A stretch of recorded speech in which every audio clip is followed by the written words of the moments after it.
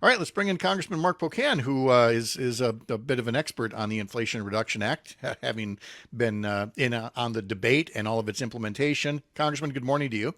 Hey, good morning, Pat. Thanks for having me. What I discussed last hour in bringing up this particular group's ad buy is the need for when people get done wanting to talk about Trump's trials and the circus thing with the Fauci hearings yesterday, they want to get down to things that actually got done.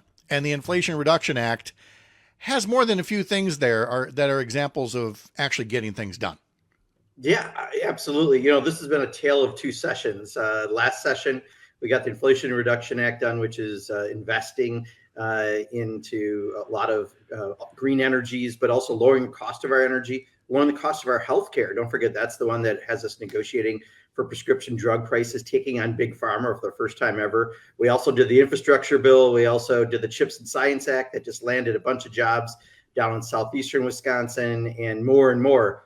This session, we had 19 votes to elect the speaker, and that's about it. There's a real contrast to what we got done when Joe Biden had a Democratic majority in the House and the Senate, and the cluster that I go to weekly with this session with the Republicans not knowing who's going to hit the roulette wheel and be the speaker for the week. So, Oh, you yeah. know, And it takes me, and I don't want to dwell on this a lot, but the only reason I'm bringing up the committee hearing yesterday with Dr. Anthony Fauci is to point out, what an embarrassment it was.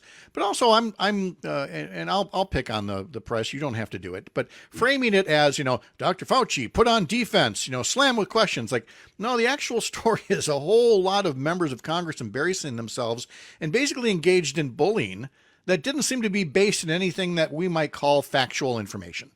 well, I think there's two things. One, Marjorie Taylor Greene was her embarrassing self, as Yes. always refused to And call getting a and doctor. getting too much airtime. I'm sorry, just No, is. but you know what? She's the intellectual leader, and I didn't mean to use that word correctly for the Republicans these days. So that tells you the deficit they have. But there was another member who quizzed him on all this money supposedly that scientists at NIH made off of this, and asked Dr. Fauci how much he made. She thought she had a great gotcha.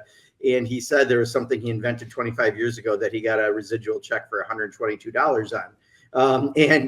She's like, well, you didn't get any of this 710 million. He's like, no, I didn't get any. And just the idea that they have no idea even what they're asking, just they're in gotcha moments when, Dr. Fauci, I think, is kind of an American hero for all the work he's done and continues to do for this country. And to watch, there's a reason why I'm not a big fan of the oversight government reform committee. I was on it as a freshman, got off it very quickly. It's there to have hand-to-hand combat. These days it's become very performative hand-to-hand combat. I prefer to get things done, and that's why I serve on appropriations. My favorite social media post about it from somebody that said, talking about Fauci, literally all this guy did was help save lives, and now like once a year he has to go talk to the dumbest people on earth. And Yeah. and that's basically what the oversight effort is. But you traded that in for appropriations, which again is what I call getting the work done. It's tough with a split Congress and endless budget standoffs. But where are we in early June? Staring down the appropriations, budget deadlines, shutdowns, everything else. How would you assess things right now? Yeah, this is my busy season. The problem is the Republican majority is still unable to govern. So when you talk to Republicans who are more traditional, who are kind of quiet these days because this party does not represent them, they even admit we're not going to get anything done before the election. We're going to go through the performance of putting together the various appropriation bills, and we'll probably vote many of them out on the floor between now and August. But the problem is they still can't govern with the majority they have. So we will not get this done. Whether or not it happens in lame duck after the election will be a question, because there's some Republicans who don't want to do things in lame duck. At the end of the day, I guess, is, we have the single responsibility of passing the annual set of appropriation bills, and we've been pretty unable to do that with this majority. So we're going to do our best to get them done. We did get them done 6 months late last time, so there's always, I guess, that we might just get it done later than usual. But unfortunately, this session is going to go down in the history books as being completely inefficient. There's a new item that says President Biden is about to sign an executive order that would enable him to close the border at a lower level than before of daily contacts. But he has always said that the better path would be to get actual legislation through Congress.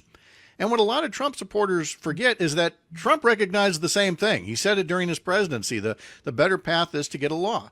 And there was one proposed out there because Trump's executive action got tied up in courts.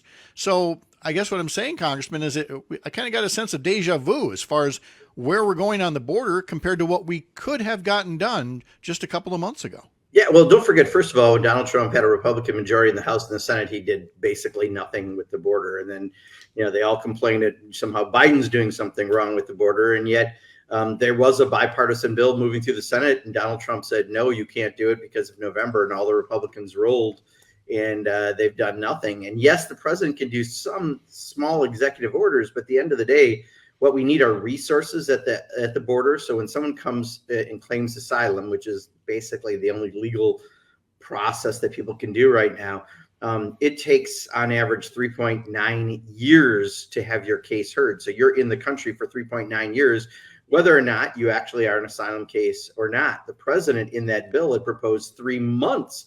So you might not take that unbelievably arduous journey to get here if you think you might be turned around within 3 months.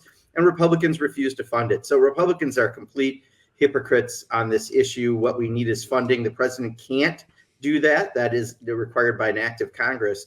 And that's part of why the dysfunction is there. It's Congress's fault.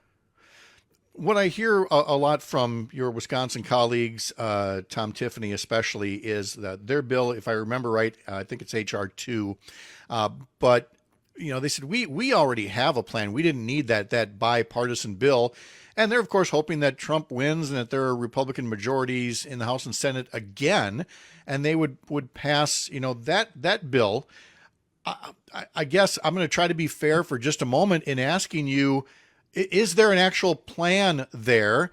And is it, how different is it from what, you and others would like to accomplish at the border? Look, this is an issue you're only going to get done in a bipartisan way. When I got to Congress in 2013, there was a bipartisan proposal that got through the Senate with 69 votes, which is almost unheard of, that was never taken up in the House because John Boehner, because at the time the Tea Party was the extreme element.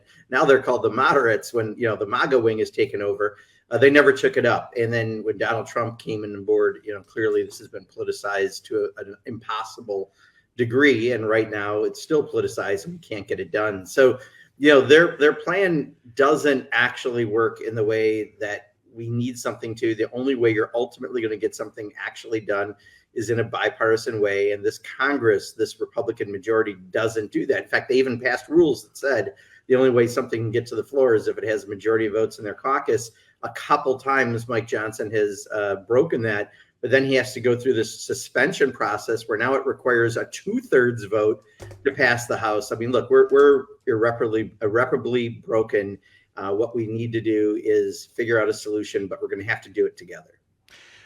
Speaking of your House Speaker, Mike Johnson, he made comments after former President Trump was found guilty 34 times on counts of criminal activity.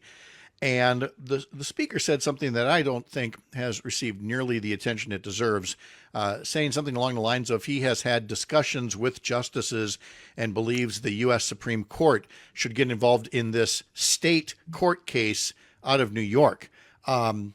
That's way more than improper for a Speaker of the House to do and say, Congressman. The party of smaller government, right? Like they claim, certainly doesn't do anything that is smaller government. In addition to that, I thought Wisconsin's own embarrassment, Derek Van Orden, did, most interesting. I think he tweeted this morning that Fauci should be sent to jail, not Donald Trump after 34 felony counts, not himself after trying to illegally carry a gun on a plane in Iowa, or being on the Capitol grounds on January 6th when it was improper to be on the Capitol grounds. But he wants to jail the person who helped us get through COVID. This is the Republican majority of 2024. This is the way they speak and talk and what they think they can do. They think they can, convince Supreme Court justices to go beyond their jurisdiction, and they think they can jail people that they're not happy with. And that's what courts are for. It's why jury appears convicted Donald Trump, and they just don't believe in the process at all. Can I just then transition to the Hunter Biden trial going on this week, just long enough to note the hypocrisy of favoring the prosecution of the president's son for something they would have never gone along with if imagine if Donald Trump Jr. were being prosecuted for not properly registering his gun with the government. Yeah. I mean, they'd be going a little wild at that. But the hypocrisy, Pat, is like off the charts. Here's my real problem, and what makes me sad. I've done this for a long time, and I've known you for a long time. The fact that they're trying to tear down the institution of our elections, that you can have and trust our elections, which you have to be a democracy. And then they attack the institution of the media because they want to put out false information. They don't want a fair arbiter of what information is out there. And now they're trying to attack the courts, another institution that as a democracy we rely on. If we are not a nation of laws, you're a nation of men, and that can lead to a cult-like behavior like we have. I have to admit, this is someone who's been in this for most of my life, adult life. I feel saddened that this is now the acceptable behavior, and I wonder when more people will push back to try to get back to normal.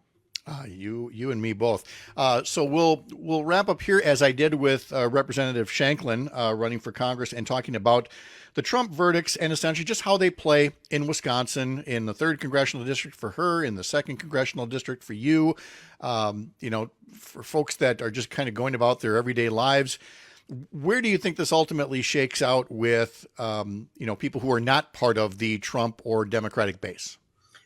And that's the group that everyone seems to care about at election time, right? The movable folks. I got to think that if you see a jury of peers the jury was selected and approved by the Trump legal team, and that jury of peers, including someone who said they got their news from Truth Social, Trump's own social media outlet, unanimously convicted him of 34 counts, felony counts, for paying off a porn star. Think of all this. This is like someone writing this in the good old days after a few bong hits, right? And this is now reality. I gotta believe that people are gonna look at this and have a hard time moving to Donald Trump, who weren't already there. Look, the 2016 thing of, he's somebody new, that novelty has more than worn off. Congressman Mark Pocan, thank you so much as always. Always great to catch up with you. Thanks for your time and take care out there. Yeah, thank you, Pat. Take care.